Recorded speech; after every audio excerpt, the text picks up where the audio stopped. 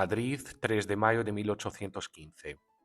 Querida Carlota de mi vida, hermanita mía de mi corazón, con grande gusto te escribo esta para participarte que al fin Carlos y yo hemos escogido para novias a tus dos hijas, las mismas que nos proponías.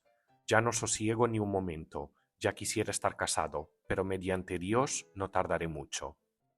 Ya se han pedido al Papa las dispensas de parentesco. Todo esto se hace con el mayor sigilo. En Cádiz se están disponiendo un navío y una fragata, en los que irán a buscarte Vigodet y el padre Fray Cirilo Alameda. Tú vendrás de incógnito y viajarás bajo el título de Duquesa de Olivenza y sus hijas hasta Aranjuez, San Lorenzo o San Ildefonso, pero esto depende del camino que traigas y del puerto donde desembarques. A uno de estos 3 puntos te iremos a buscar y tendremos el gusto de darte un abrazo. Todo esto se hace de este modo para que esté secreto y porque no estamos para gastos. Fernando VII aceptó casarse con su sobrina María Isabel, a la vez que también se aceptó el matrimonio de la hermana de María Isabel, la infanta María Francisca, con el infante Carlos María.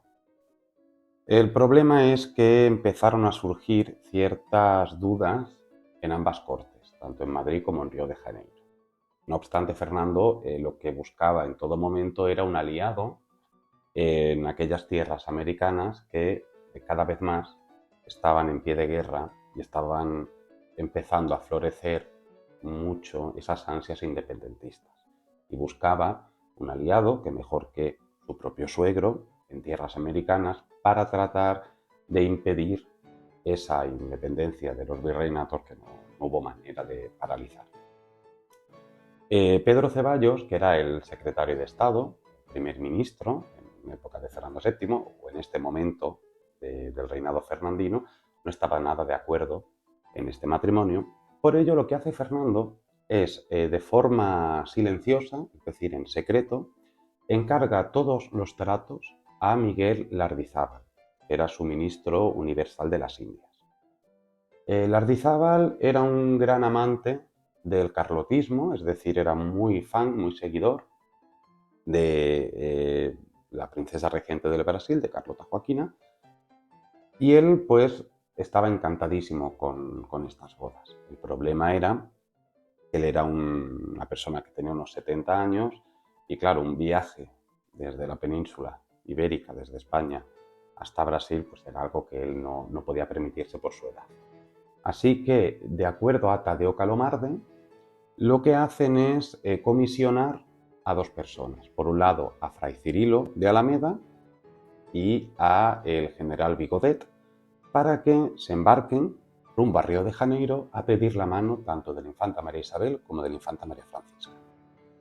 Ellos embarcan en julio de 1815 desde Cádiz, aprovechando que unos barcos que había allí iban a ir a los virreinatos, y entonces embarcan en total secreto. Lo único que Lardizábal, para que todo funcionara bien, sí que informa al capitán de estos navíos.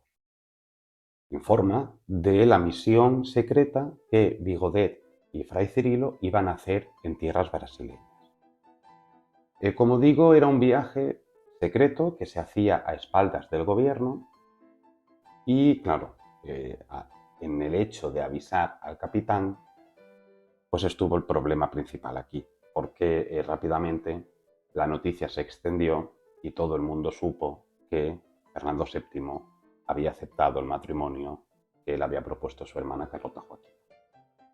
Fernando VII, enfadadísimo con Lardizábal, lo que hace es exiliarlo de la corte y suprimir el Ministerio de Indias. Luego, claro, estaba la contraparte, estaba la corte de Río de Janeiro. En Río de Janeiro sí estaban conformes a que María Isabel se casara con Fernando VII, puesto que se iba a convertir en reina. El problema estaba con su hermana María Francisca, que no estaban convencidos de que ella tuviera un buen matrimonio con el infante Carlos María. Es cierto que Carlos María en aquel momento era el heredero natural de Fernando VII, puesto que Fernando VII no tenía hermanos, pero se esperaba, no tenía hijos, pero se esperaba que con María Isabel pudiera existir una descendencia y por lo tanto se apartaría de la sucesión al trono a Carlos María y sería un infante segundón allí en la corte madrileña. Y eso el príncipe regente pues no lo veía bien. No veía bien que su hija terminara siendo una infanta segundona de España. Ella quería que su hija pues se sentara en un trono. Y se hizo una pequeña encuesta entre los políticos portugueses que estaban en Río de Janeiro a ver qué les parecía el tema de la boda.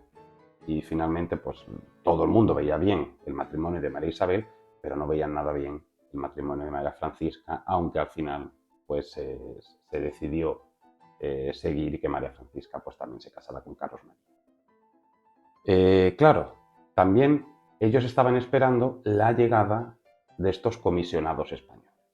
Y don Juan lo que esperaba era un grande de España, una comitiva encabezada por un título del reino importante, un grande de España, que viniera a pedir la mano de María Isabel. Y se encontró con Fray Cirilo y con el general Vigodet.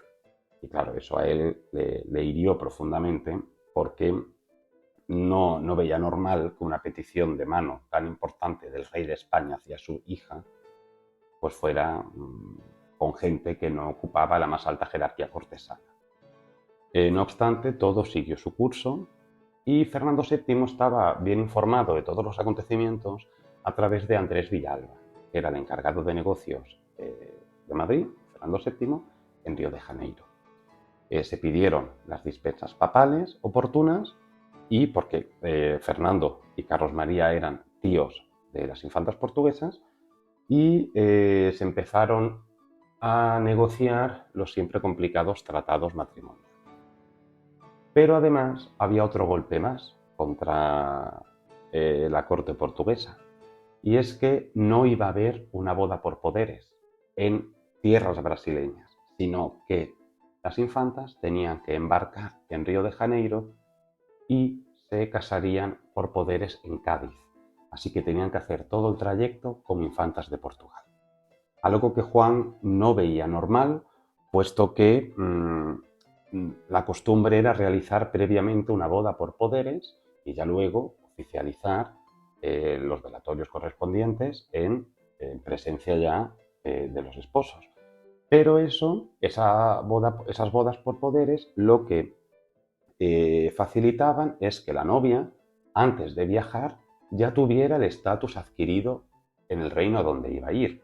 Por lo tanto, si se realizaba una boda por poderes en Río de Janeiro, María Isabel ya embarcaría como la esposa de Fernando VII y por lo tanto como reina consorte de España, con tratamiento de majestad. Y los acuerdos matrimoniales, los tratados matrimoniales ya tendrían su efecto.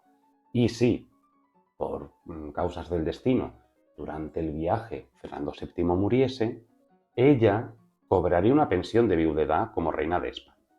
Pero, al no hacerse este matrimonio por poderes, si ella viajaba hasta España y, por avatares del destino, algo le sucediera a Fernando VII, ella no sería tratada como viuda de Fernando, sino bueno, pues como su prometida o su novia, pero no estarían en vigor los acuerdos matrimoniales, por lo tanto ella tendría que volver con una mano delante y otra detrás a Río de Janeiro.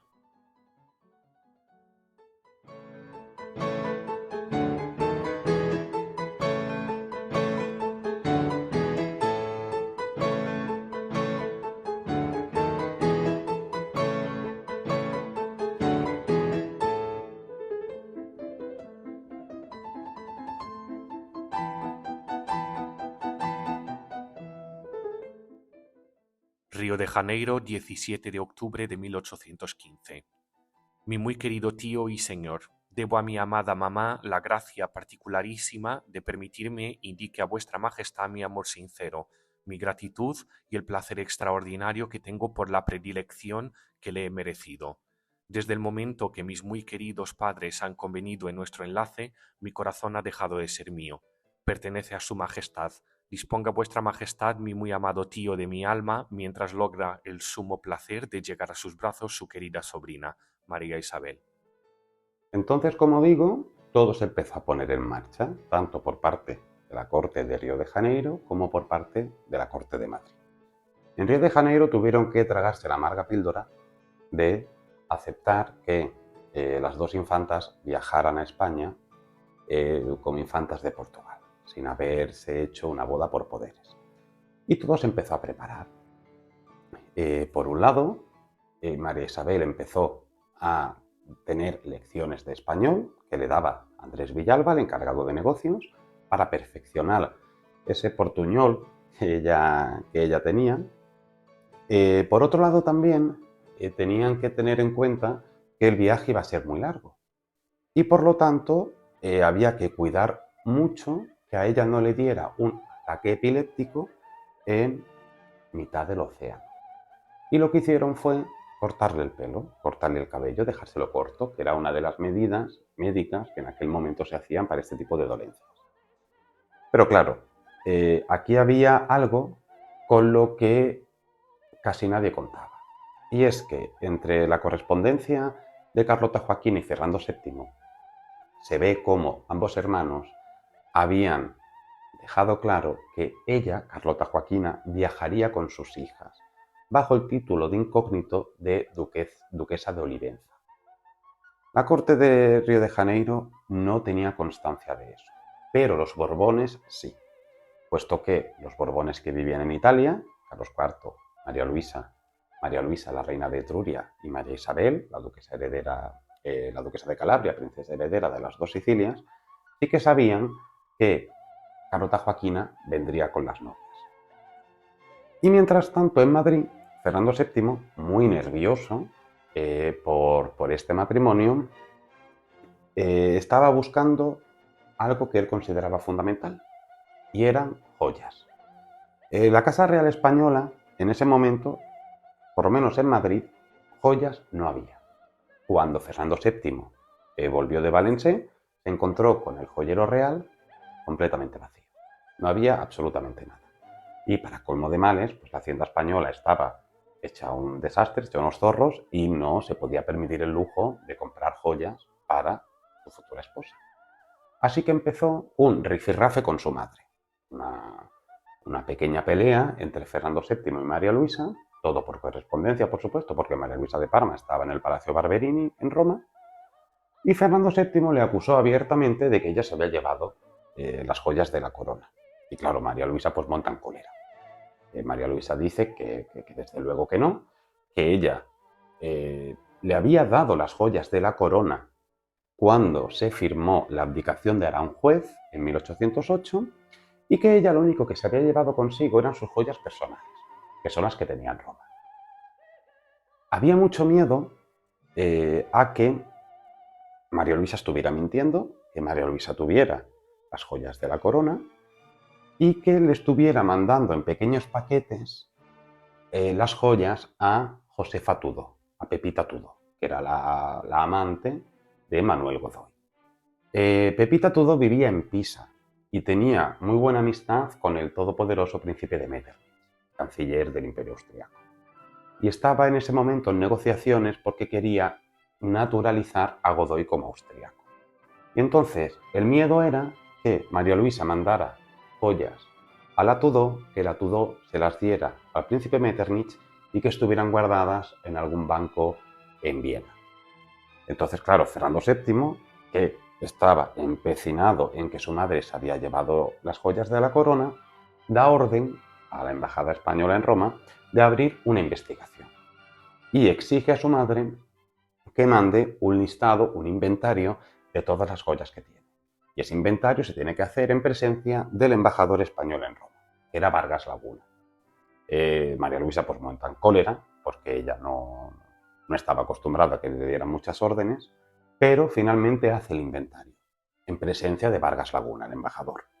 Y ahí se dan cuenta de que realmente los reyes padres no tenían las joyas de la corona. Lo que tenían eran las joyas personales de ellos que sí se las habían llevado, algunas de las cuales habían vendido durante el exilio para poder mantenerse económicamente, porque recibían de forma muy precaria la pensión que Napoleón les había dejado.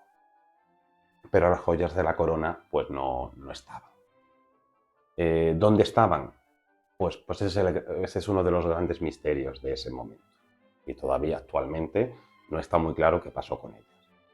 La teoría más lógica hace pensar que los franceses, el gobierno francés, liderado por Pepe Botella, por José I Bonaparte, bueno, pues cuando se fueron de aquí, de España, se llevaran esas joyas. No está claro tampoco. Pero es cierto que los Reyes Padres no las tenían. Y a la vista está que a la muerte de los Reyes Padres en 1819, pues Fernando VII recogió todas las joyas que había en el Palacio Barberini y ahí estaban solo y exclusivamente las joyas personales de María Luisa. No estaban las joyas de la corona. Así que como no había joyas de la corona para que María Isabel las luciera como reina, pues no hubo más remedio que hacer joyas con lo que tenían en palacio. Arrancaron pequeñas piedras preciosas de alguna espada, hicieron alguna cosa con algún camafeo, y María Luisa de Parma mandó un pequeño paquetito de Roma con alguna que otra joya para que su nieta, futura nuera, pues llevara como reina de España. Paralelamente a eso, en Río de Janeiro, María Isabel ya estaba preparada, pero ocurren dos infortunios para ella. Una, que en 1816 muere su queridísima Juana de Cabral, que era su aya. Ella se quería llevar a Juana a España con ella y finalmente pues no puede, porque la pobre aya fallece. Y cuando ya estaba todo preparado para embarcarse y para poder venir hacia España, desgraciadamente la reina doña María I fallece. Y entonces todo se queda paralizado, puesto que empiezan los grandes funerales por la muerte de María I en Río de Janeiro y la proclamación como reyes de Portugal y también del territorio brasileño y del Algarve, del nuevo Juan VI y de Carlota Joaquina. Por lo tanto, ella, María Isabel, María Francisca, pues se tienen que quedar en Río de Janeiro para los funerales de su abuela y para la coronación de sus padres. Y todo se queda paralizado hasta que ya terminan esas ceremonias. Finalmente Carlota Joaquina no viene a España, igualmente Juan VI no hubiera consentido en ningún momento que su esposa viniera a España para que interfiriera en la política portuguesa.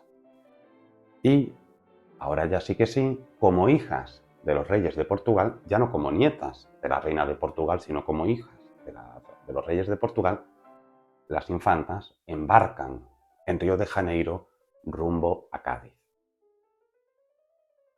Río de Janeiro, 17 de mayo de 1816.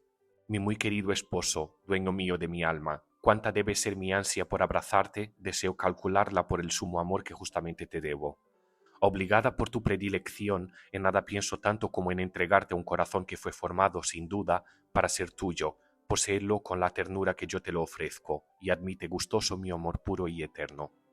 La sensible muerte de mi muy querida abuela y señora ha retrasado el tiempo de nuestra salida y nos ha privado que mi muy amada mamá y señora nos acompañe.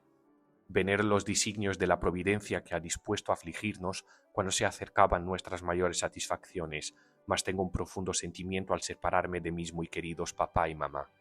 En todas circunstancias les hubiera tributado esta debida demostración de mi amor filial, pero al fin tenía el consuelo de que mi muy amada mamá no se separaba de mi lado tan prontamente. Ahora que es imposible y que a cada momento se multiplican los favores de mis muy queridos padres, ofrezco a Dios también este sacrificio, y sola mi veneración, mi respeto y mi gratitud darán a mis amados papá y mamá una seguridad exclusiva de mi reconocimiento. Tú sabes cuánto les debo, cuánto me aman y cuánto me han distinguido.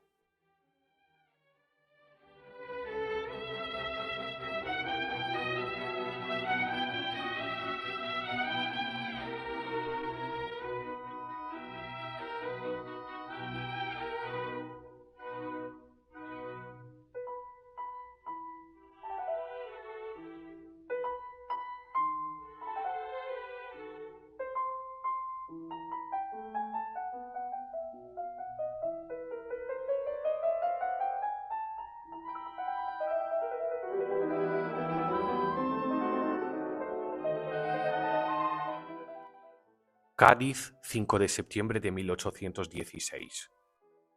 Mi muy querido esposo de mi alma, qué gusto tengo de anunciarte mi llegada a este puerto con 64 días, y nuestra buena salud, y de que mis queridos padres quedaron buenos. Mi madre te escribe y te envía un regalito que te entregaré cuando tuviere la fortuna de te ver, que mucho deseo y que será lo más pronto posible, que así lo he determinado a Miranda. El matrimonio se ha celebrado hoy en el navío San Sebastián, conforme tus órdenes, que yo deseo cumplir con el mayor placer.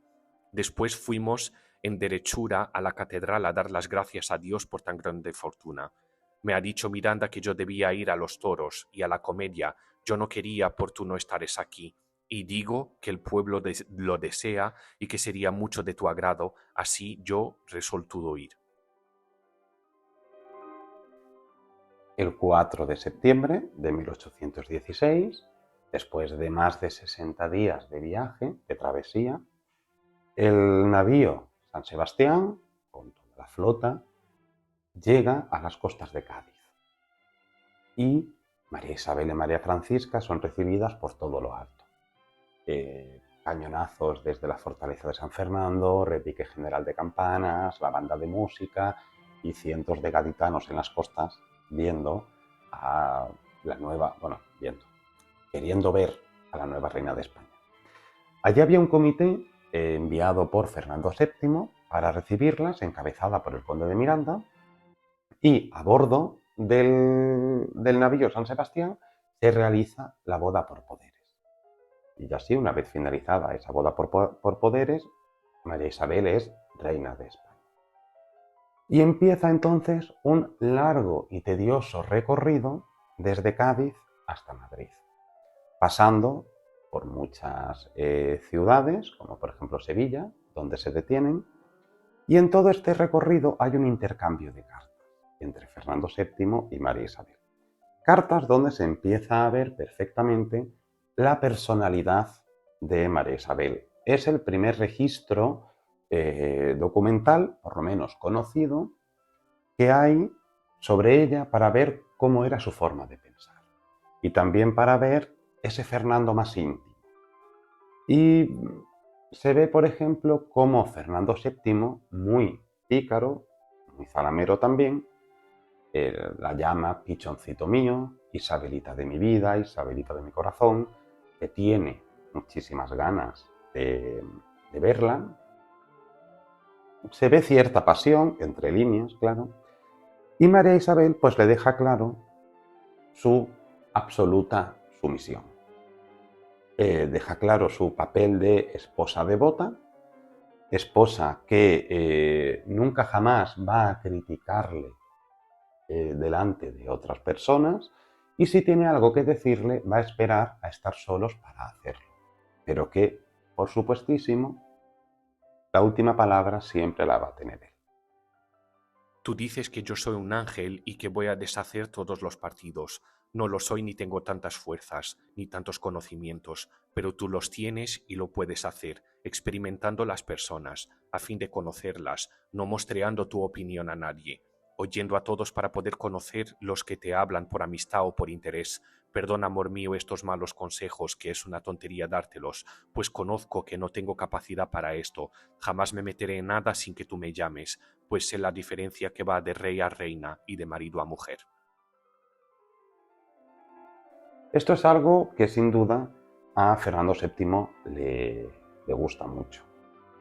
Y es que en la corte existía un miedo importante cuando se supo que María Isabel se iba a casar ya con Fernando VII. Y era al papel que ella iba a tener. Hay que tener en cuenta el pasado de España, por lo menos en un corto plazo, sobre el papel de las reinas consortes. Evidentemente, la última precedente fuerte era María Luisa de Parma. Y se temía que María Isabel, como nieta de María Luisa de Parma e hija de Carlota Joaquina, una mujer fuerte con temperamento, pues fuera igual. Y tenía mucho miedo a que cuando María Isabel llegara a Madrid, generara a su alrededor una camarilla, un Queen's Party, un partido de la reina, como tuvo María Luisa en un pasado, pues claro, había muchísimo miedo a eso, miedo atroz a que eso ocurriera. Y Fernando VII también tenía ese miedo. Entonces, claro, cuando vio que era una chica jovencita, dócil y sumisa, pues entonces él respiró aliviado. Y en todo el camino, María Isabel es recibida de forma apoteósica. Los ayuntamientos de los pueblos y ciudades donde paran hacen grandes fiestas, se tienen que parar más de la cuenta, algo que a Fernando no le importa. A Fernando no le importa nada que la boda se retrase un poco, porque claro, primero, que todas las fiestas que se hacen en todos los pueblos y ciudades donde se paran, no las paga él. Es decir, no sale ni de su bolsillo ni de la hacienda pública, sino pues que cada ayuntamiento paga todo eso. Y además que todas esas fiestas alrededor de María Isabel era también una manera de asentarla en España y de darle poco a poco ese papel que Fernando tenía pensado para él, que era un papel de madre de todos los españoles. Y es que, claro, la boda con María Isabel fue una boda muy distinta a la que tuvo Fernando como príncipe de Asturias cuando se casó con María Antonia de Nápoles y de Sicilia, Totó para la familia. En aquel momento él era príncipe de Asturias y no controlaba la maquinaria palaciega. Ahora sí. Ahora Fernando VII, todo un rey absoluto, era el vértice de toda la maquinaria palaciega, estaba en la cúspide de la pirámide cortesana y de gobierno, y todo se empezó a engranar de tal forma para dar una propaganda favorable a este matrimonio. Se empezaron a hacer canciones, poesías alrededor de las figuras de Fernando VII y de María Isabel. He aquí, Madrid feliz, aquel instante de la más alta gloria, el suelo hispano ve la paz que produjo el lusitano. De Isabel en el pecho tan amante, mira pintada, si en su real semblante, la magenta y el fuego soberano de la heroica virtud gózate ufano. Pues ves, Madrid, a tu Isabel reinante, ¿qué más quieres, corte venturosa? Fernando e Isabel tienen tu cetro, ¿puede darse entre dicha mayor cosa? Salve repite pues su en dulce metro, y porque en ellos ves tu mayor gloria, haz eterna en tus fastos tu memoria. Y todo se puso en marcha para darle el mayor recibimiento posible a esta infanta portuguesa, hasta el punto de que se llega a comparar a María Isabel, a Isabel, y Fernando VII, Fernando, es decir, a Isabel y Fernando, se les llega a comparar con los Isabel y Fernando, los reyes católicos. Y que, igual que los reyes católicos allá por la Edad Media, lograron unificar la corona de Castilla y la corona de Aragón, no territorialmente, pero sí en la unión matrimonial entre ambos soberanos, y según la historiografía de aquel momento, levantaron España, o levantaron los reinos de la corona de Castilla y la corona de Aragón, pues claro, este matrimonio entre Isabel y Fernando se veía igual. Se veía como un paralelismo de que España resurgiría de sus cenizas cual ave fénix. Y además también María Isabel era muy comparada con Isabel de Portugal, la esposa de Carlos I, Carlos V del Sacro Imperio Romano Germánico, el hijo de doña Juana I de Castilla y nieto de los reyes católicos. Isabel de Portugal era hija de una infanta de España, igual que María Isabel, princesa portuguesa, infanta portuguesa, era hija de una infanta de España.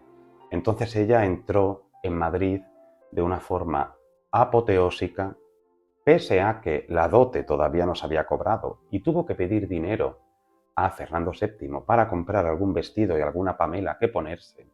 Pero entró en Madrid, como digo, de una forma apoteósica, tremendamente aclamada por los madrileños, con un engranaje perfecto de propaganda a su alrededor, y aunque ciertamente dicen que cuando ella llegó a Madrid se había colgado en el Palacio Real alguien había colgado en el Palacio Real un cartel que decía fea, pobre y portuguesa, chúpate esa, en relación a una infanta no muy agraciada, sin dote apenas, y encima portuguesa, decían, y se tenían que tragar pues a una infanta que sería totalmente impopular. Pues todo lo contrario, la gente en Madrid hizo una fiesta enorme, también eran muy de hacer fiestas en aquel momento, y María Isabel fue recibida de la mejor forma posible y entró en la corte de Madrid como la nueva reina de España y sobre todo con un papel claro y fundamental. María Isabel se convertiría a un nivel simbólico en la madre de todos los españoles.